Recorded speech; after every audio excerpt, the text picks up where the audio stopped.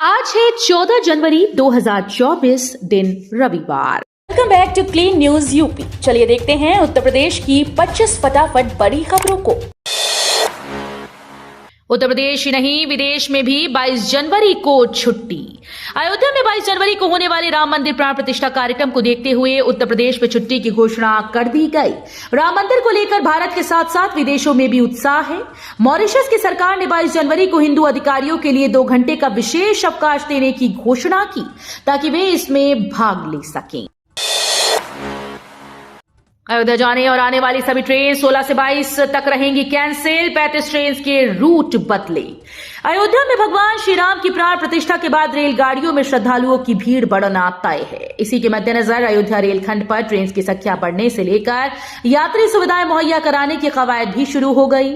इसके पहले अयोध्या रेलखंड पर डबल रेल लाइन और इलेक्ट्रिकल लाइन का काम शुरू हो गया।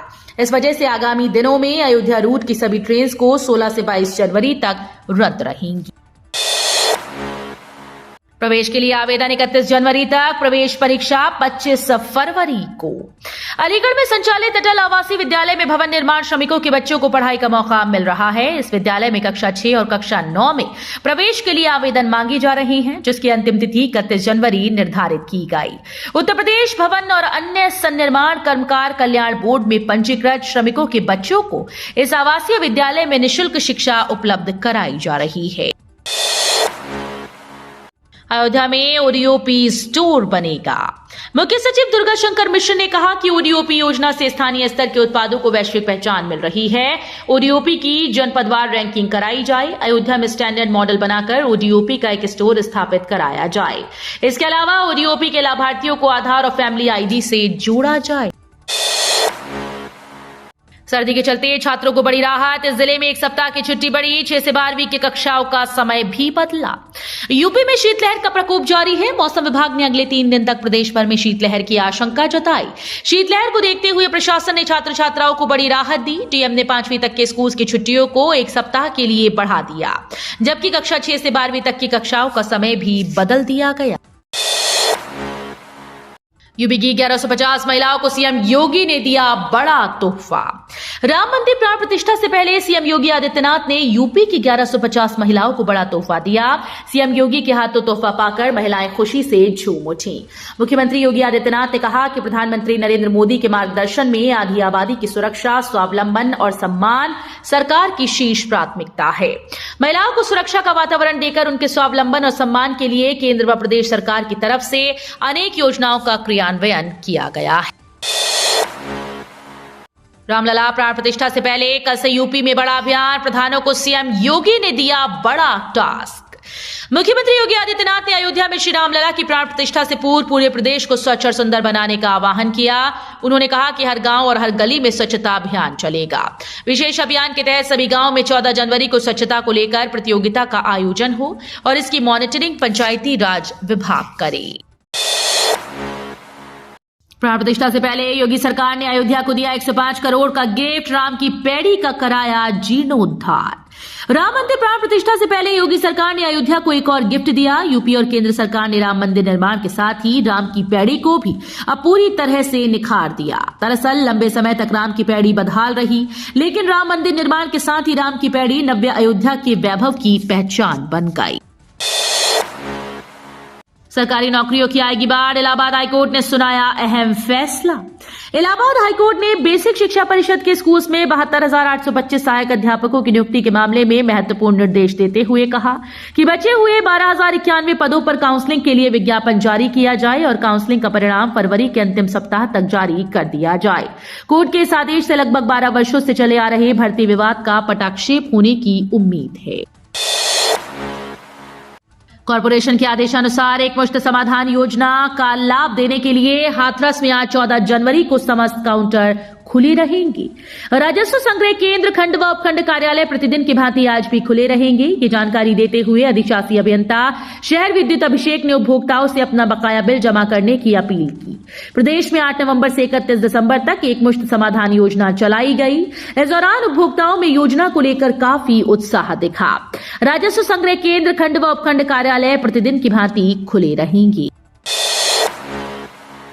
असिस्टेंट प्रोफेसर सहित कई पद पर निकली भर्तियां, इस दिन तय करना होगा अप्लाई। एम्स रायबरेली में फैकल्टी पदों पर भर्ती होगी। इससे प्रोफेसर, एडिशनल प्रोफेसर और एसोसिएट प्रोफेसर जैसे अन्य पदों पर भर्ती हुई।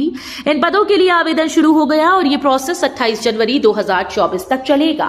आवेदन करने के लिए उम्मीदवारों को आधिकारिक साइट पर जाना होगा। एम्स रायबरेली में यह भर्ती अभियान कुल 76 पदों को भरेगा, जिनमें प्रोफेसर के 25 पद, एडिशनल प्रोफेसर के 19, एसोसिएट प्रोफेसर के 14 और असिस्टेंट प्रोफेसर के 18 पदों पर भर्ती की जाएगी। जगरकटी बस अड्डा शहर से बाहर शिफ्ट करने की तैयारी, स्टीयरिंग कमेटी की बैठक में हुआ मंथन। कानपुर शहर की ट्रैफिक व्यवस्था के लिए नासूर बन चुके झकरकटी बस अड्डे को आउटर में शिफ्ट किया जाएगा। मंडलायुक्त व पुलिस कमिश्नर की संयुक्त अध्यक्षता में हुई स्टीयरिंग कमेटी की बैठक में यह फैसला लिया गया। बैठक में ट्रैफिक पुलिस की ओर से इसका प्रस्ताव पेश किया गया है। मंडलायुक्त ने विस्तृत रिपोर्ट तैयार करने के निर्देश दिए हैं। बैठक में फैसला लिया गया कि रेलवे माल गोदाम में हर रोज दिन में आने वाले करीब 300 ट्रक्स को नो एंट्री परमिट जारी नहीं किए जाएंगे।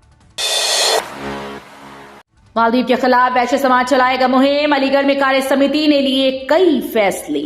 खुद को चीन का सच्चा दोस्त, हितैषी और शुभचिंतक साबित करने के फेर में लगे मालदीव को भारत की तरफ से झटके पर झटका मिल रहा है।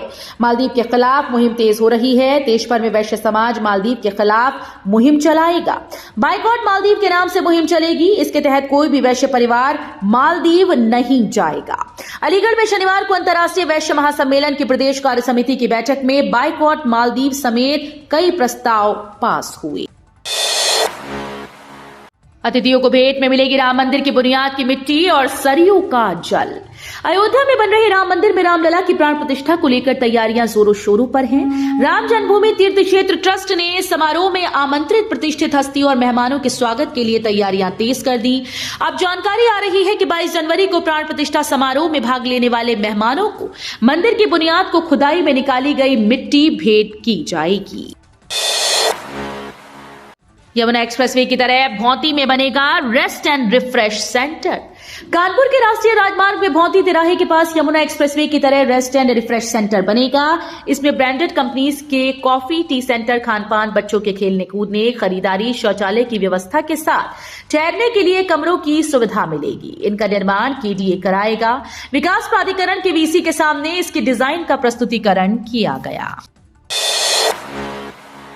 45 संवेदनशील स्थलों पर तैनात होगी 112 की गाड़ियां, एडीजी ने लिया जायजा। माघ मेले में आपातकालीन स्थिति में श्रद्धालुओं और स्थानार्थियों तक एक कॉल पर सहायता पहुंचेगी। इसके लिए 45 संवेदनशील स्थानों पर 112 की गाड़ियां तैनात रहेंगी। बेहतर समन्वय के लिए मेला क्षेत्र में 112 का कंट्रोल रूम भी बनेगा। एडीजी 112 नीरा रावत ने मेला क्षेत्र में पहुंचकर तैयारियों का जायजा भी लिया। माघ मेला क्षेत्र में श्रद्धालुओं की सुरक्षा के लिए डायल 112 की भी सहायता ली जाएगी। फर्श पर सोएंगे, मौन व्रत रखेंगे, राम मंदिर प्राण प्रतिष्ठा के लिए 11 दिनों में खुद को ऐसे तैयार करेंगे पीएम मोदी। प्रधानमंत्री नरेंद्र मोदी 22 जनवरी को अयोध्या में राम मंदिर में रामलला की प्राण प्रतिष्ठा करने जा रहे हैं। इससे पहले उन्होंने 11 दिवसीय अनुष्ठान शुरू किया। इसके मुताबिक वो फर्श पर सोएंगे, सुबह जल्दी उठकर भगवान की प्रार्थना करेंगे, जाप करेंगे और ध्यान लगाएंगे। इस 11 दिन के दौरान दिन के कुछ समय के लिए उन्हें मौन भी रहना होगा। पीएम मोदी को इन 11 दिनों में कम और केवल सात्विक भोजन करना होगा। इसके अलावा धार्मिक ग्रंथ पढ़ना, स्वच्छता बनाए रखना और अपना काम स्वयं करना होगा। गोरखनाथ खिचड़ी मेले में इस बार तैनात होंगे एटीएस कमांडो, चप्पे चप्पे की होगी मॉनिटरिंग। गोरखनाथ मंदिर में खिचड़ी मेले को लेकर सभी तैयारियां पूर्ण हो गई हैं। मंदिर के अंदर और बाहर कुल 3115 पुलिसकर्मी तैनात होंगे।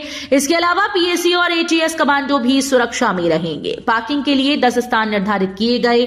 आने जाने वालों पर नजर रखने को कंट्रोल रूम बनाया गया, जहां से सीसीटीवी कैमरों से मॉनिटरिंग होती रहेगी।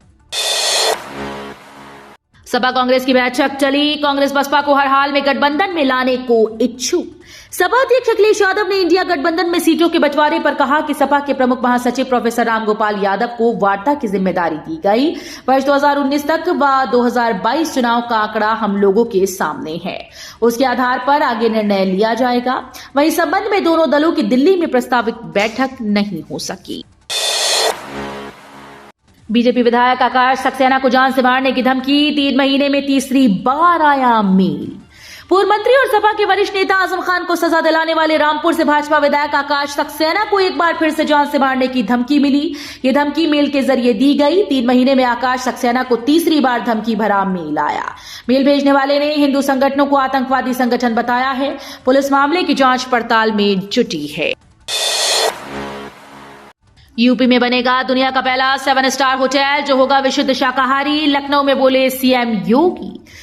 भाव है अवधपुरी इस प्रकार सुशोभित हो रही है मानो रात्रि प्रभु से मिलने आई हो और सूर्य को देखकर सकुचा गई हो, फिर भी मन में विचार कर वो संध्या बन गई हो।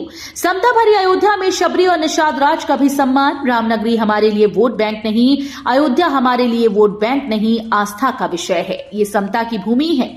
यहाँ निषाद राज को भी सम्मान देना और माता शबरी को भी। इसलिए हमने डोरमेट्री निषाद राज के नाम पर और भोजनालय माता शबरी के नाम पर करने का निर्णय लिया। यूपी में भारत न्याय यात्रा की तैयारी शुरू। कांग्रेस नेता बोले भाजपा विरोधी दलों को भी देंगे न्योता। कांग्रेस के राष्ट्रीय सचिव अभय दुबे ने कहा कि केंद्र सरकार की ओर से चलाई जा रही विभिन्न योजनाओं का अपात्रों को लाभ दिया जा रहा है। इस तरह से भाजपा सरकार जानबूझकर जाति जनगणना नहीं करा रही। इन सभी मुद्दों को लेकर कांग्रेस की ओर से भारत न्याय यात्रा की शुरुआत की जा रही है। राम मंदिर बनता देख कांग्रेस का कलेजा फट रहा। केंद्रीय मंत्री स्मृति ईरानी अपने संसदीय क्षेत्र अमेठी के दौरे पर रहीं। इस दौरान उन्होंने कांग्रेस पर तीखा प्रहार किया। स्मृति ईरानी ने कहा कि बाबर की मजार पर माथा टेकने वाले राम मंदिर की प्राण प्रतिष्ठा का न्योता ठुकरा रहे हैं। अयोध्या में राम मंदिर बन रहा है तो कांग्रेस का कलेजा फट रहा है। जब रामलला टेंट में थे तब कांग्रेस को कोई तकलीफ नहीं थी। यूपी के हर पात्र को मिलेगी पेंशन और आवास का लाभ। जनता दर्शन में बोले सीएम योगी। यूपी और केंद्र सरकार की योजनाओं से वंचित लोगों के लिए सीएम योगी गंभीर नजर आए। शनिवार को सीएम योगी जनता दर्शन में फरियादों की शिकायतें सुन रहे थे। फरियादियों की शिकायत पर सीएम योगी आदित्यनाथ ने अफसरों को निर्देश देते हुए कहा कि वंचित पात्रों को आवास और पेंशन मुहैया कराएं। ये निर्देश उन्होंने एक महिला की आवास की गुहार पर दिए। आरबीआई ने 3 बैंकों पर लिया एक्शन। आरबीआई ने 3 बैंकों पर बड़ा एक्शन लिया। लोन व एडवांस से जुड़े नियम, केवाईसी और ब्याज दर से संबंधित नियमों के उल्लंघन पर धनलक्ष्मी बैंक पर आरबीआई ने 1.20 करोड़ का जुर्माना लगाया। इसके अलावा केवाईसी से जुड़े नियमों का पालन न करने पर आरबीआई ने पंजाब एंड सिंध बैंक पर 1 करोड़ और ईएसएफ स्मॉल फाइनेंस बैंक पर 29.55 लाख का जुर्माना लगाया है। तो ये थी आज की 25 फटाफट बड़ी खबरें। अगर आपको न्यूज पसंद आई हो तो वीडियो को लाइक और शेयर जरूर करें। धन्यवाद।